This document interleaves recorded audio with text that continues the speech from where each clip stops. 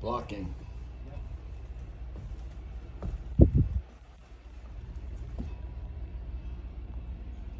Leave what's under the wall. You have to cut out your paneling on the inside in order to get that out. So just leave it. Frame up to it. It's going to be your best bet. Unless you really want to get into tearing that outside wall apart. Your best bet is going to be just to frame it in the way it is, if it's not too rotten.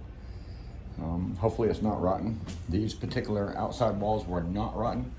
Their leak came from the bathroom. Even that centerpiece right there, I'm not going to take that flooring out from underneath that wall right there, because there's only a 2x6 under there, and that leaves the other side exposed. So I'd have to tear out the bathroom. In order to tear that piece out there, I'd have to go right into the bathroom, because this flooring goes 4 feet by all the way across. 4 feet by, and they run their pieces this way. They don't run them this way like we are. So we turned our pieces around. We're running ours across the joist. They run theirs with the joist. They just take a whole big old piece of OSB, lay it all the way across, boom. 14 feet, whatever it is. I'm turning mine to go with a floor joist like it's supposed to be, and doing all the framing to accept the new plywood. And I did that all down that wall also. So that's what you want to do.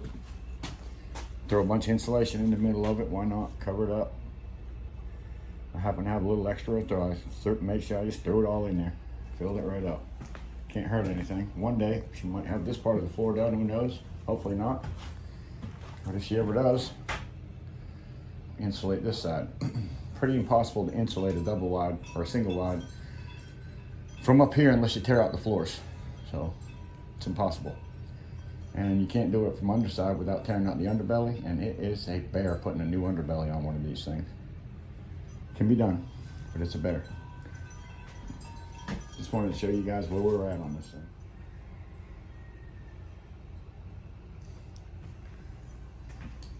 Most important, blocking. Blocking. Blocking everywhere. Blocking everywhere.